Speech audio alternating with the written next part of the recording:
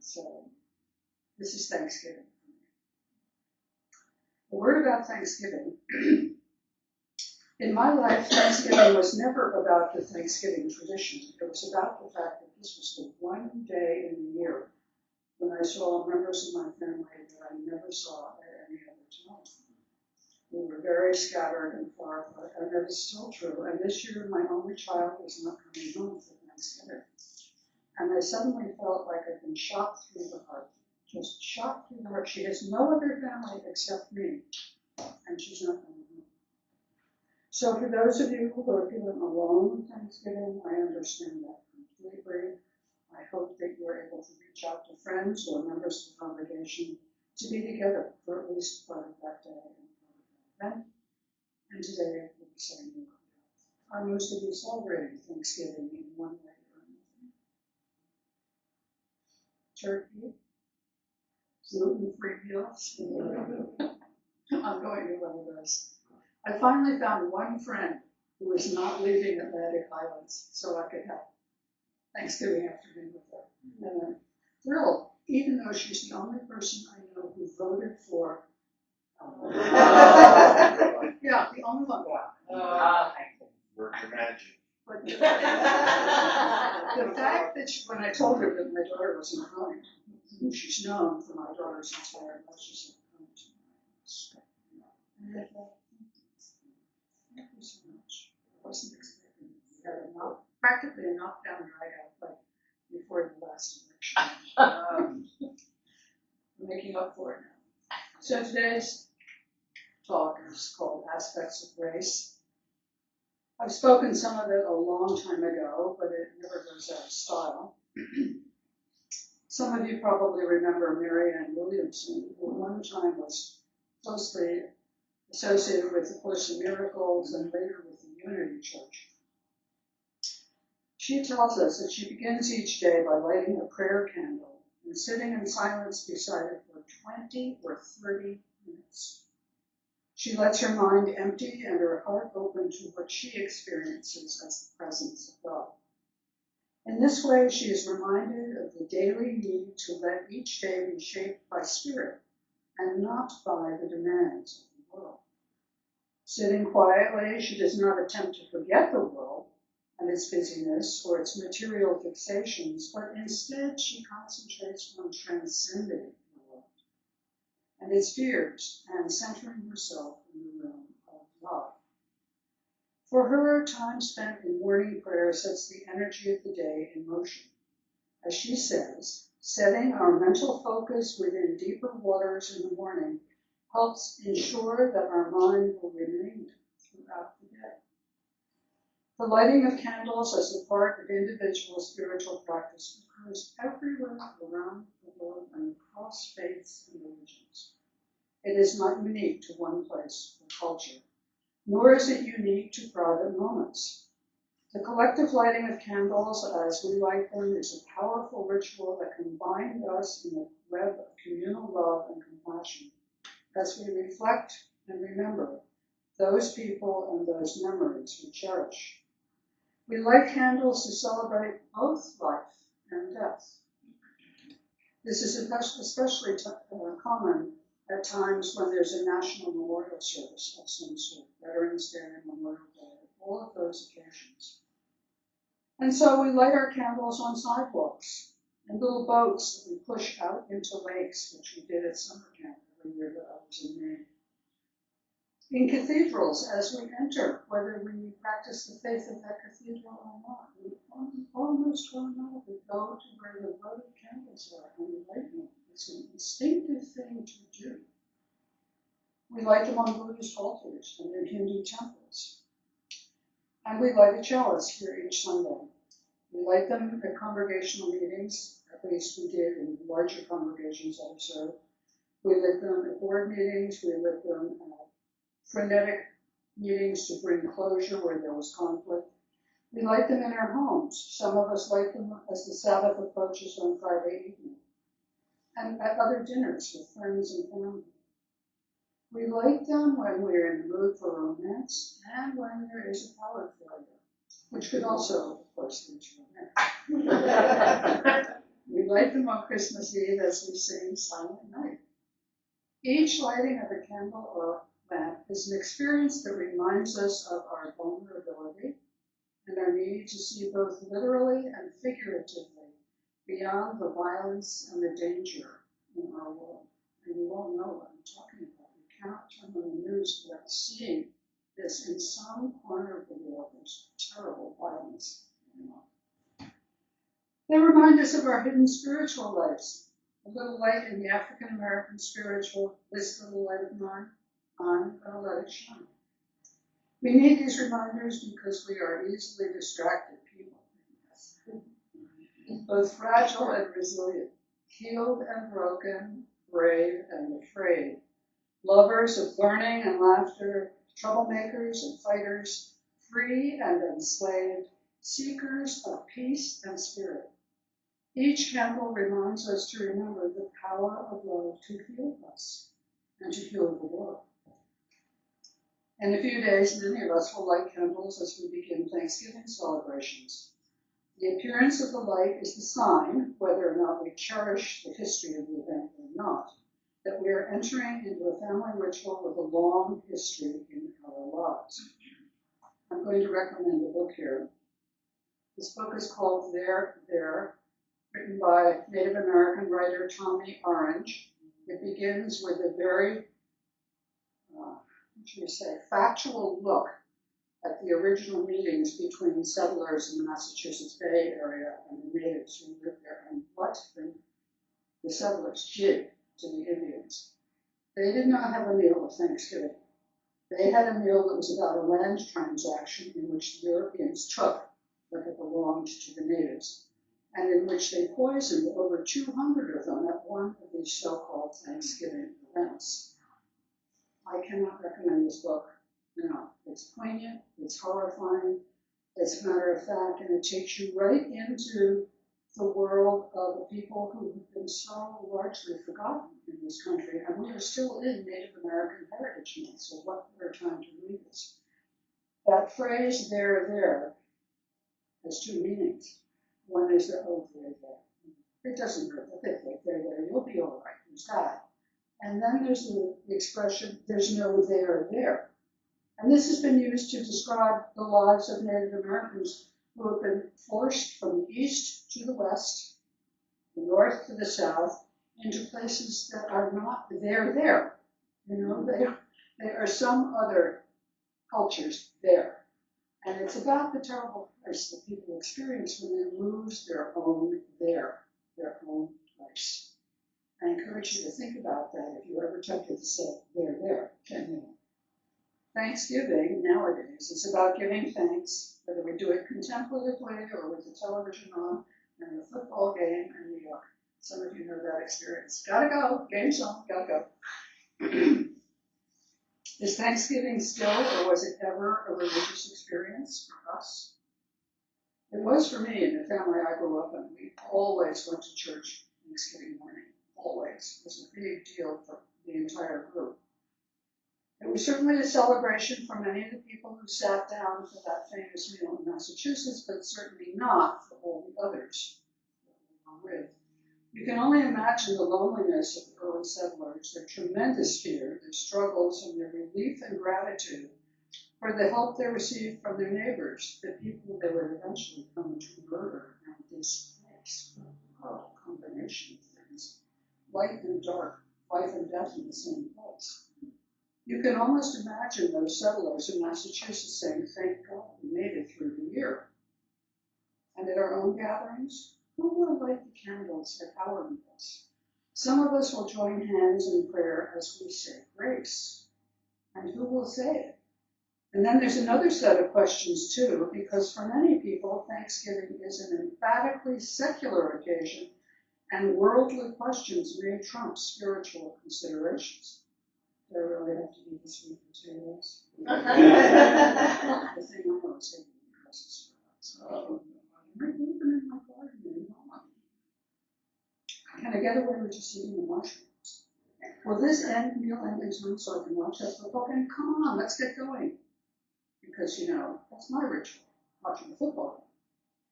So, How many of us light candles and say grace each Thanksgiving? Do any of you say grace on Thanksgiving? Yes, okay, my people, okay. I say that because of something that happened with my mother. The answer depends on how you understand the term saying grace. Grace is a prismatic word with many aspects and many meanings. In its simplest form, grace is another word for a blessing, and thanks related to the word gratitude, derived from the word gratia. At Thanksgiving, we bless the food we will eat, and depending on our custom or need, we express our thanks for the gifts in our lives, for peace, and for the company we share. The saying of grace, like the lighting of candles, is a ritual with a religious history. In the lives of the devout and the observant, a blessing always precedes and sometimes follows a meal. In theological school, if you were in the dining room or the cafeteria, you would see a lot of people sitting like this, with their hands in front of them, locked together, passing over the plate of food they were going to eat. And they were, in fact, saying grace silently about the meal they were about to eat. I had never seen that before until I was in theological school. And I put a note in here saying that was when there was a full meal or even just a sandwich. The sandwich was blessed. Thanks was given for the sandwich. Like so many religious rituals that have gradually faded from our lives, the saying of grace has almost disappeared, or it has been shorn of its spiritual depth. And it has become more of an oddity than a norm to see people praying with their heads bowed and their hands over their plates outside of their own homes or places of worship. And when an adult was recently asked to say a blessing at Thanksgiving, the parent's child piped up and said to the assembly, "Do we have to? We only do that when we're with you." At that point, 3 different kids offered their favorite blessings, including, "Bon appetit, now you may eat.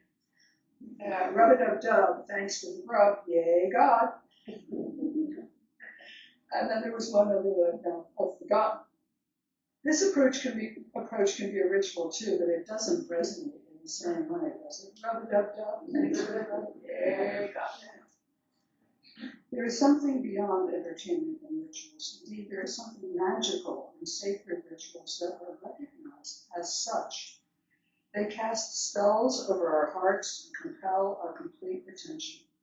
They take us with their tempos, their words, their music, silence, light, incense, colors, chanting into our deepest selves and toward a meeting place with the mystery of life, which some of us call God, some of us call Goddess, some of us have no name for, some of us simply call Spirit. In these meeting places, we sink into ourselves and have an opportunity for calm, for surrender, for release from the quotidian distractions and preoccupations of our other hours. Our mortal selves are then transported through past, present, and future. Think of a meditation, or a wedding, or a memorial service that deeply moved you. That sense of timelessness happens when the words that are spoken speak to your life, and your life, and your life, as well as to the lives of those beside you, the bride and groom, the person who died, the survivors of the person who died. In listening to the words of the music, we travel into our own memories, our own hopes, dreams, joys, and disappointments. In such moments of deep emotion or epiphany, we can lose ourselves, and how we need to lose ourselves from time to time, to step outside what is immediately in front of us, to go deep inside us.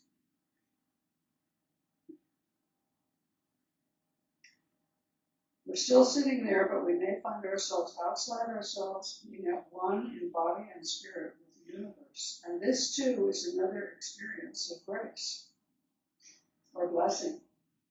Bidden or unbidden, in those moments, we are finally in the moment and inside, if only briefly, the mystery of life. There is a story that hanging on the wall of Carl Jung's house was a sign that said, and I used to have this sign in my house, bidden or unbidden, God comes. And one could say the same of grace. Bidden or unbidden, grace can come.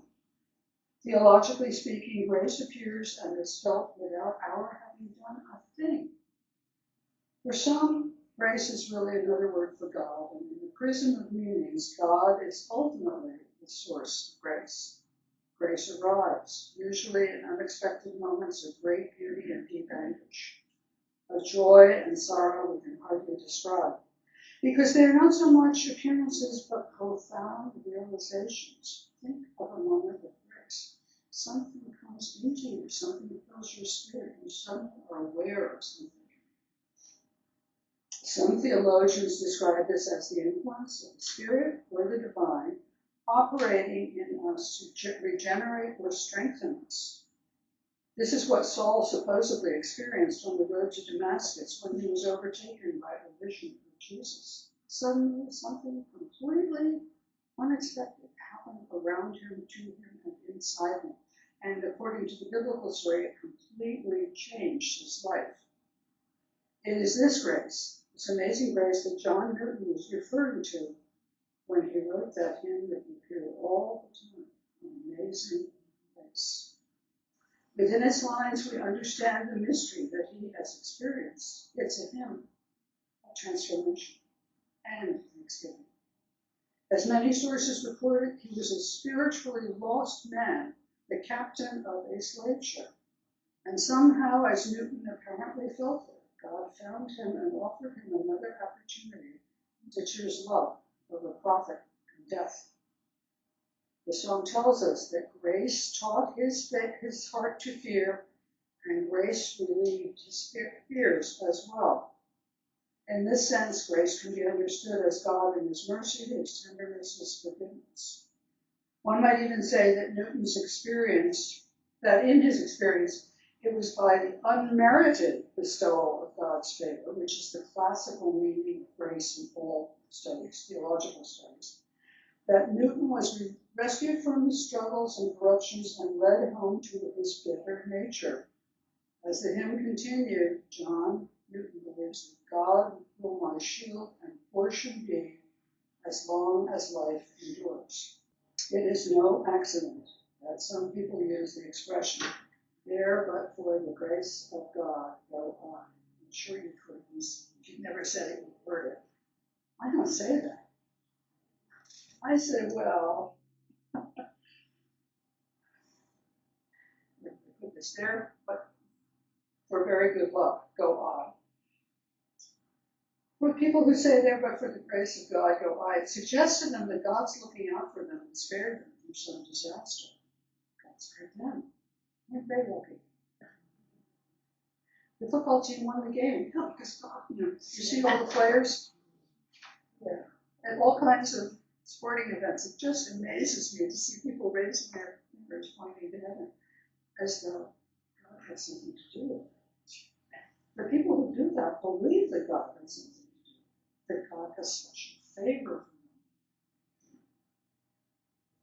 for them. Unfortunately, this might suggest that God decided not to look out for the other players or for their friends. Perhaps God had nothing to do with what happened. Perhaps things just happen on their own. Perhaps we could say instead, there but for very good luck, go on. It is also no accident that many ministers, not one of them, open prayers with the words, gracious God. I grew up in a tradition where this was always said, gracious God. This form of address immediately identifies God's goodness, his beneficence, his compassion, and is deeply comforting to those suffering from any kind of distress because it helps them feel safe. Isn't this really one of the psychological elements in belief in God? The feeling that one needs a parent who can protect one from the dangers, the trials, the tribulations of being alive on this earth. It was one of the most common phrases used in hospital chaplaincy prayer, regardless of the chaplain's theology. And while we don't hear it very often in an increasingly secular culture, The phrase gracious, or oh my goodness gracious, is still a variation of gracious God, when speaking about God in surprise, without being rude about it. We're familiar with grace as an address to someone of noble rank. It's almost an allusion to how high and godlike they are. That's your grace. You know your grace. Thank you, your grace. You know that's where you see these in historical movies. We are also familiar with grace as in beauty, a beautiful movement, and in reference to being excused for a while from obligations. When we are talking about falling from grace, the image of Lucifer plunging from the sky might come to mind. Surely, if anyone had a profound fall from a state of grace as an angel, it was Lucifer, and Milton tells you all about it in Paradise Lost. Most of us have probably never aspired to be angels. Anyone hoping for angel status? I'll never. I will always be in devils. You'll never get to angel status. It's in our natures to be less than perfect and to have less than perfect moments when we have a falling out with others, when we are no longer in someone's good graces, when we are no longer feeling appreciated or accepted by them. And yet, when we feel charged, we may find ourselves being the ones who put it rather grandly, who grace others in our presence. I've never actually had that feeling of gracing. It's never come to me, but some people might feel that. In that sense, we adorn or decorate or enhance our environment. Everyday grace sourced in our inner or higher power is available to us no matter what our theologies or beliefs, especially if we spend some quiet time opening our spirits to places and emotions beyond ourselves. Developing a spiritual practice of appreciation and thanksgiving, and making a ritual of it through meditation, walking, reading contemplative texts of different kinds, listening to quiet music, and looking at a piece of art, anchors us and helps us to focus on that which is holy to us. Each of us in our own way finds the sacred. When we sink into the silence, we can touch our own spirits. When we light a candle, we remember our inner light and love, the greatest gift we have for one another, our inner light and love.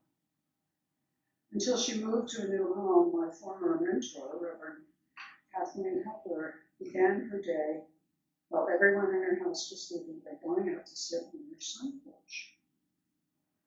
She sat there so she could feel the sunlight coming through the windows. After short prayers, she chose a contemplative breathing and sat in meditation. In the next room, and I've been there while this was going, her small white dog inevitably came snuffling about and scratching at the door to get into the sunroom. The dog's name was Grace. When I asked her why she named it that, she smiled and said, "Because I've always wanted to be able to say, 'Here, Grace, Grace, Grace, come here.'"